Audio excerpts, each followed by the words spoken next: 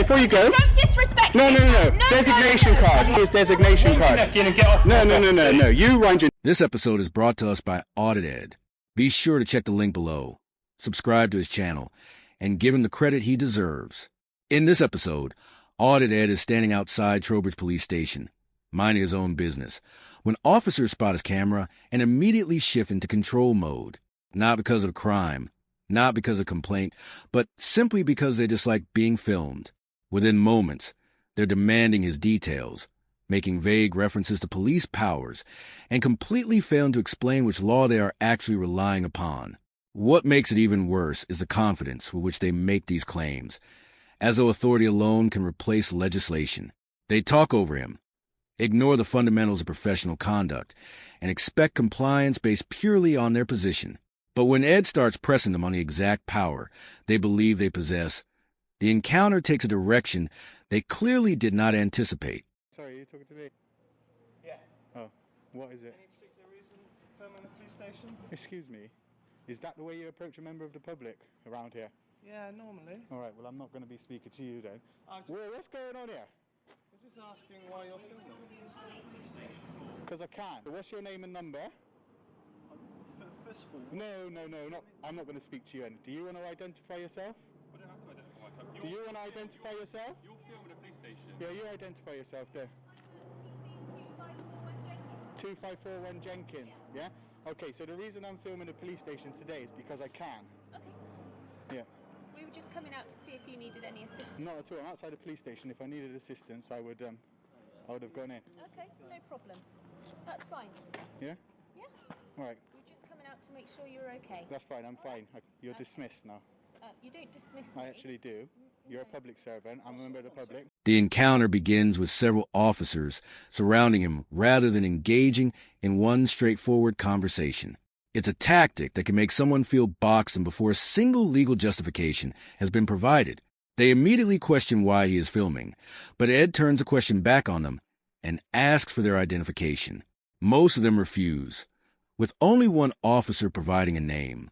One even claims he is not required to identify himself, which is simply incorrect under the police code of ethics, particularly the principles of openness and accountability. Officers are expected to identify themselves when reasonably requested. That is not optional. It is a basic standard of professional conduct. Instead of doing that, they retreat to the weak explanation that they only approached to see whether he needed assistance. If that were genuinely the case, it would have been a single courteous question rather than a coordinated approach and prolonged interrogation. what's your name? I think you're fine with crown servants, so you need to get your facts right. I think we need Excuse to me? take some details off you. What's your name? What crime do you suspect me of committing? Well, at the moment you're filming a police station. What crime do you suspect me of committing? No, listen. I am listening. What crime? You're filming a police station. What crime do you suspect me of committing? And at the moment, for security purposes... What crime do you suspect me of committing? Hold on a What second. crime do you suspect me of committing? Well, at the moment, you're filming the police station. And what crime is that? I don't know what your reasons are. Sir, we go on what we do know, not what we don't. So what crime do you suspect me of committing? Could you please articulate legislation? If you're not going to articulate legislation, this conversation is over. Okay, that's fine. If you don't want to talk to us, Yeah. that's So I told you, you are dismissed. There's obviously you don't need to say that, do you? Well, I'm Right. saying it.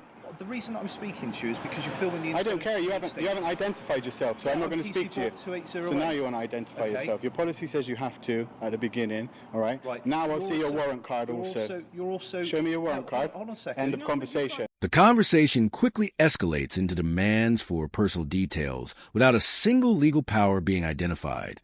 No offense is described. No statutory section is mentioned. Instead, they hide behind vague references to security concerns because he is filming a police station. But how exactly would obtaining his personal details address that concern? If the issue is the camera, knowing his name does nothing to change that reality. That is where the logic begins to unravel. When Ed points out that policing should be based on facts officers can clearly articulate rather than speculation about what might be happening, he is absolutely correct. Reasonable suspicion must be grounded in objective facts, not assumptions.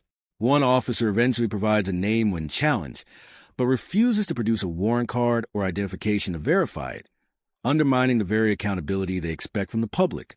They are demanding transparency, while refusing to provide any themselves. It's suspicious. Not at all. Listen, you are not even a police constable. I suggest you hush your gums. You need to wind your neck in. Oh, I need to wind my neck in? Okay, so having my neck wound out is a crime, is it? Why do I need Is it? What You're crime? being arrogant. I'm not being arrogant. Listen, and you're not being disrespectful to me right now by running your mouth at me. How do I Who know do you think you are? How do I know what you're doing? I don't understand what you're doing. Listen, do you need to know?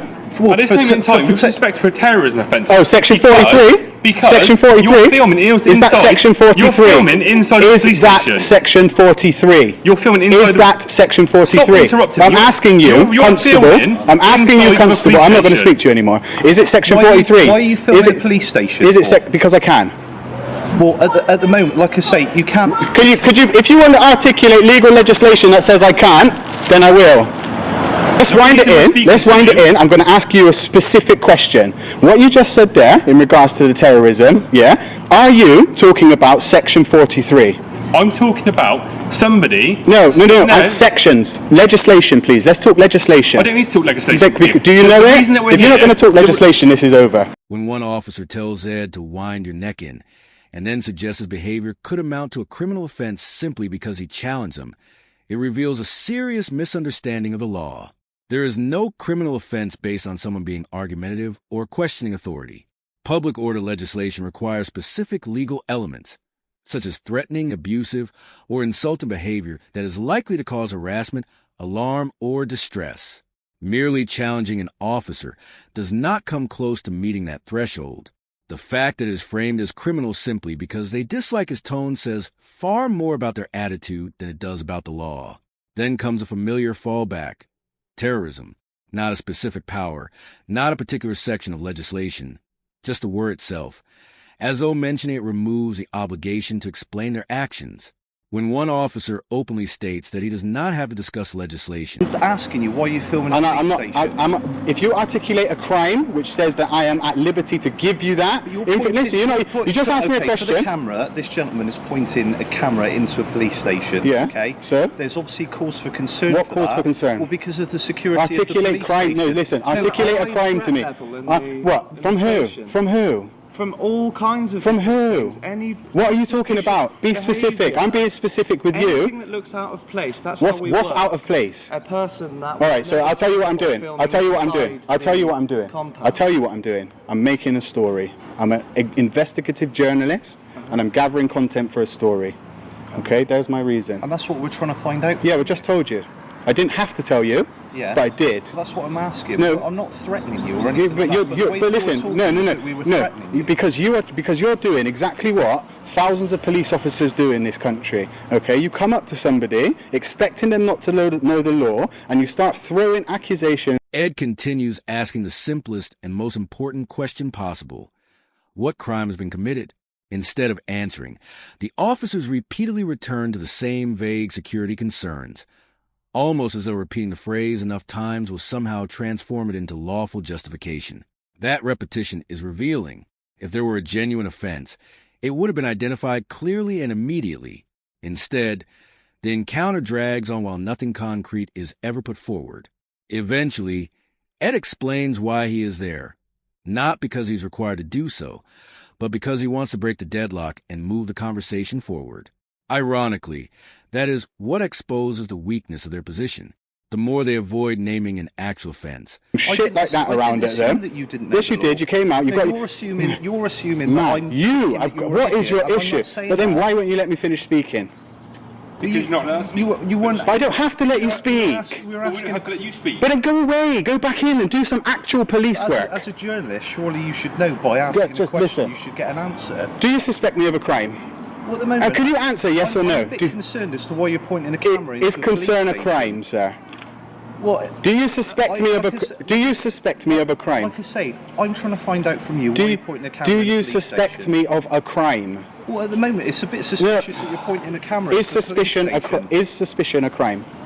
No, it's an inquiry. Okay, that will carry no. I don't need the cops explaining bit. Let's talk facts. Is suspicion a crime? Well, no, not. No, at the okay, moment. stop then. Okay, stop then. Okay, just yes, you do. But do you suspect? Do you suspect I'm about to commit a crime? You can. Do you? But if you don't know, why are you here speaking to me? When Ed finally asks the direct question, "Do you suspect me of committing a crime?" the answer suddenly shifts from suspicion to concern. That distinction matters. Concern is not a legal threshold. It does not create police powers. It does not justify demands for personal information. It does not unlock investigative authority. Deep down, the officers appear to recognize this themselves. Because when Ed asks whether holding a camera is a criminal offense, they admit that it is not. That admission should have ended the interaction immediately. Instead, they continue trying to stretch vague suspicion into something actionable, as though discomfort can somehow be transformed into legal authority. What is really happening is that pride has taken over where evidence never existed. Walking away would require acknowledging there was no lawful basis for the encounter, so the conversation continues. Yet every additional explanation only reinforces the same conclusion.